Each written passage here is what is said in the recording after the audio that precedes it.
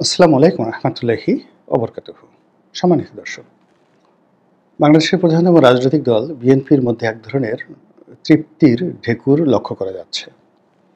তাদের আত্মবিশ্বাস বেড়ে গিয়েছে এবং সরকারের সঙ্গে তাদের যে সম্পর্কে টানাপোড়েন যাচ্ছে, সেই সম্পর্কে টানাপোড়েনের ক্ষেত্রে বিএনপি মনে করছে যে তারা আপাতত বিজয়ী হয়েছে। প্রথম কারণ, দক্ষিণ সিটি কর্পোরেশনের মেয়র পদ নিয়ে তারা সরকারকে একটা ধাক্কা দিয়েছে। এটা প্ল্যান ওয়াইজ দিয়েছে। জনাব এরশাদ তিনি বলেছেন যে মেয়র পদ পাওয়ার জন্য নয়, সরকারকে একটা মেসেজ দেওয়ার দরকার ছিল, সরকারকে বুঝিয়ে দেওয়ার দরকার ছিল যে একটি সংগঠন তাদের জন্য কতটা ইফেক্টিভ এবং বিএনপিকে চ্যালেঞ্জে নেওয়া সরকারের জন্য কতটা ঝুঁকিপূর্ণ এটা প্রমাণ করার দরকার ছিল। এক, দুই নম্বর হলো যে এই ঘটনার মাধ্যমে সরকারের যে লিপ্সা, অভিলাষ এবং তারা যে ক্ষমতা আঁকড়ে রাখতে চায় এবং সব ক্ষেত্রে তাদের নিজেদের লোকদেরকে তারা ক্ষমতায় বসাতে চায়, এই যে তাদের যে একটা প্রবৃত্তি, তারা যে রাজনীতিবিদদেরকে ঘৃণা করে, এই জিনিসটি প্রমাণ করার জন্য তিনি মূলত এই মেয়র পদ নিয়ে আন্দোলন করে যাচ্ছেন। তিনি জানেন যে সরকার অনড় থাকবে, কিন্তু এই কাজটি যদি তিনি না করতেন তাহলে সরকারের মুখোশ উন্মোচন করা সম্ভব ছিল না। এবং তার সেই যে আন্দোলন, সেই আন্দোলন এখন অব্যাহত রয়েছে। তিনি সেই পবিত্র ঈদুল আজহার আগে সুদীর্ঘ সময় ধরে কার্যত নগর ভবন অচল করে রেখেছিলেন। তারপর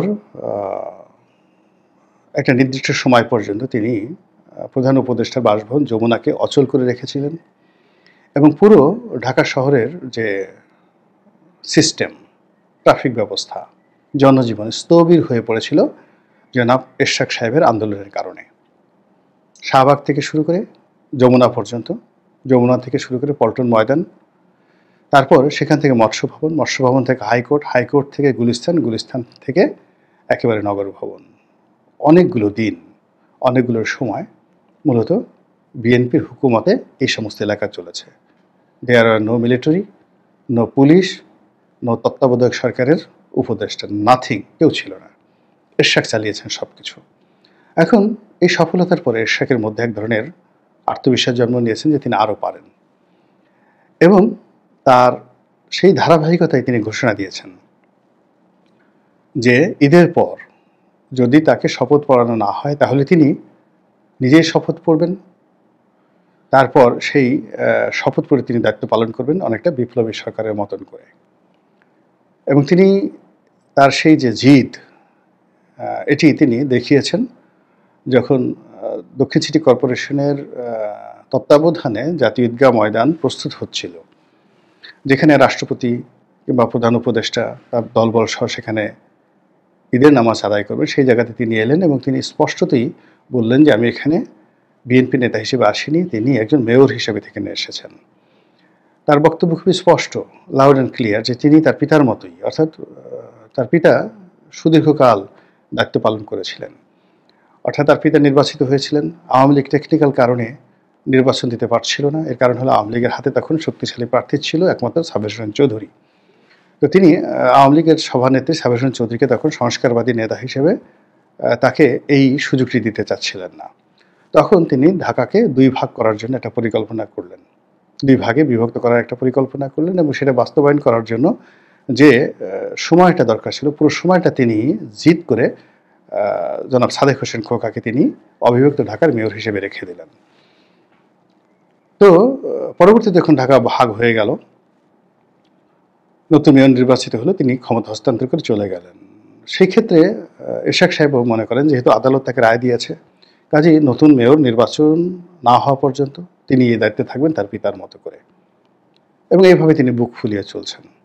এখন তার এই আত্মবিশ্বাস, তার এই জিদ, এটাকে যদি সরকারকে মোকাবেলা করতে হয় তাহলে সরকারকে কঠোর হতে হবে এবং এরশাদকে জেলে নিতে হবে, তার বিরুদ্ধে মামলা করতে হবে যেভাবে শেখ হাসিনা করেছেন। এবং সেটা যদি ডক্টর মোহাম্মদ ইউনূস না করতে পারেন তাহলে ডক্টর মোহাম্মদ ইউনূসকে টেনে হিসেবে নামানোর জন্য এরশাদই যথেষ্ট, আর কারো দরকার হবে না। এই হলো বিএনপির একদিকে সফলতা। দুই নম্বর হলো যে বিএনপি ডিসেম্বরের যে নির্বাচন, সেই নির্বাচনকে সামনে রেখে তারা সভা করেছে, সেমিনার করেছে এবং জিত করেছে। প্রথম দিকে জনাব সালাউদ্দিন সাহেব থেকে শুরু করে রুহুল কবির রিজভী অনেকেই বলতেন যে ডিসেম্বরের মধ্যে নির্বাচন হতে হবে, কিন্তু যখন জনাব তারেক রহমান প্রকাশ্য জনসভায় ডিসেম্বরে নির্বাচন হতে হবে বলে দিয়েছেন, তখন বিএনপি পয়েন্ট অফ নো রিটার্নে চলে গেছে।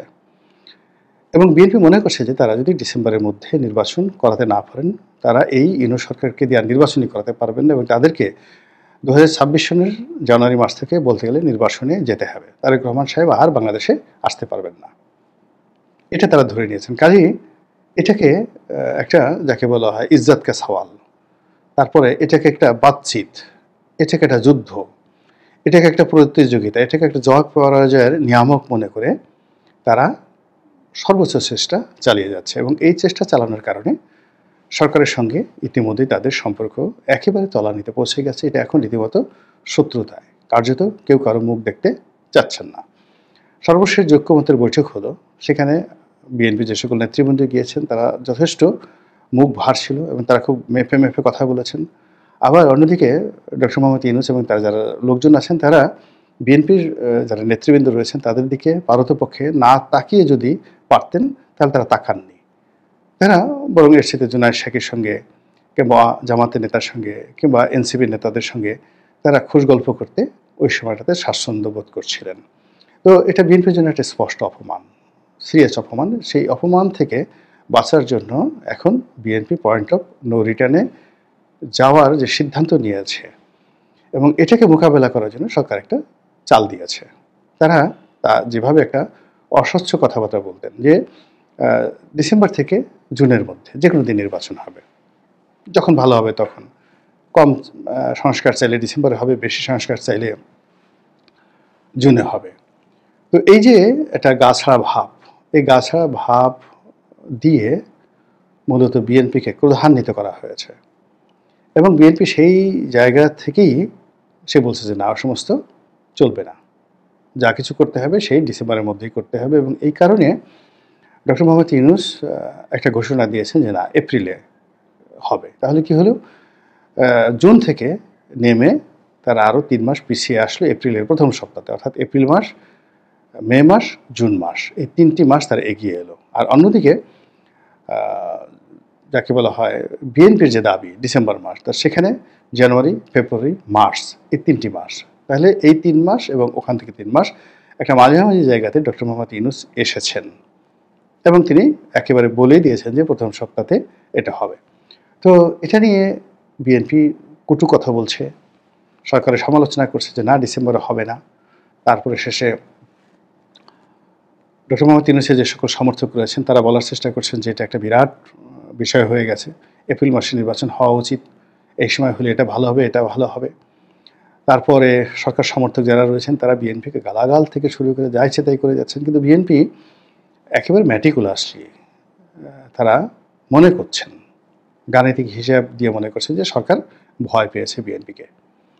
এবং বিএনপিকে ভয় পাওয়ার কারণে তারা কি করলো, তাদের যে একরোখা মনোভাব ছিল বা তাদের যে একটা গা ছাড়া ভাব ছিল এবং তারা যেভাবে কলা এবং মূলা ঝুলাচ্ছিল, তো সেই কলা এবং মূলা ঝুলানো থেকে তারা একটা কনক্রিট মাইলস্টোনে চলে এসেছেন এপ্রিল মাসের প্রথম সপ্তাহে নির্বাচনের ঘোষণা দিয়ে।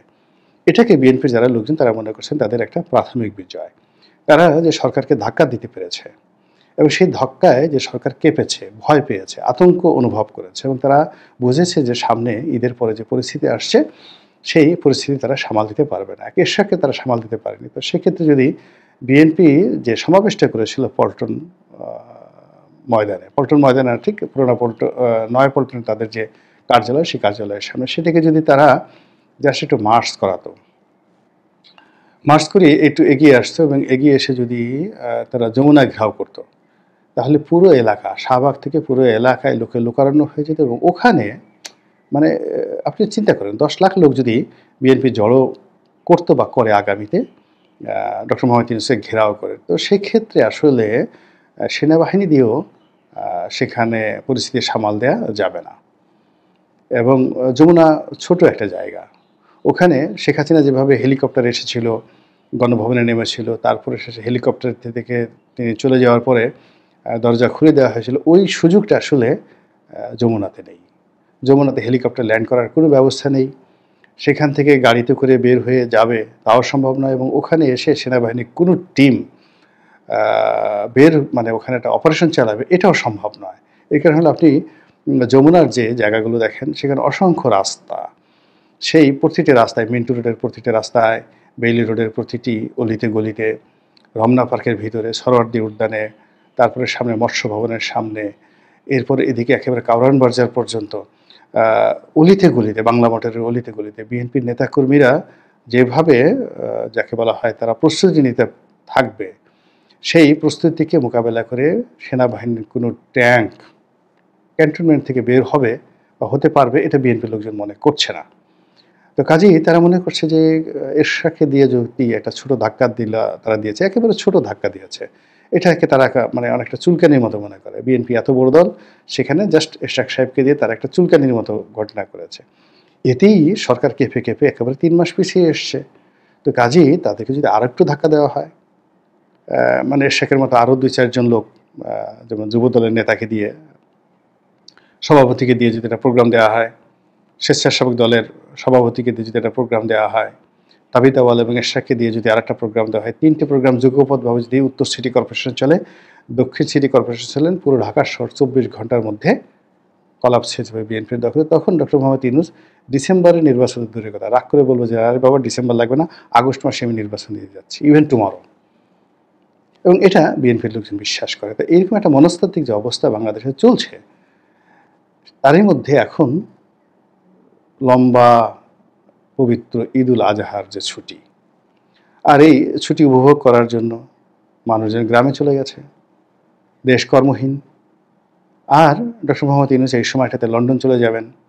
তারপরে যখন আবার 10 তারিখের পরে 11 তারিখের 12 তারিখের দিকে অফিস আদালত খুলবে এবং 4-5 দিন সময় যাবে, তখন যদি আবার রাজপথ উত্তপ্ত হয়ে যায় এবং সময়টা সেই এই যে জুন মাস, খুবই গরম এবং বিব্রতকর সময় বাংলাদেশের জন্য। এই বাংলাদেশে জুন মাসে অনেক অপকর্ম ঘটেছে, অনেক অঘটন ঘটেছে, অনেকের তকদির পুড়ে গেছে। তো কাজেই সেই জুন মাসে যদি আবার বিএনপি শক্ত হাতে কোনো কিছু করার চেষ্টা করে, তাহলে ডক্টর ইউনূস কি সেগুলো সামাল দিতে পারবেন নাকি পারবেন না, এই বিষয়টি ভবিষ্যতের উপরে ছেড়ে দিলাম। আল্লাহ আমাদের সবাইকে হেদায়েত দান করুন এবং হেফাজত করুন। আসসালামু আলাইকুম ওয়া রাহমাতুল্লাহি ওয়া বারাকাতুহু।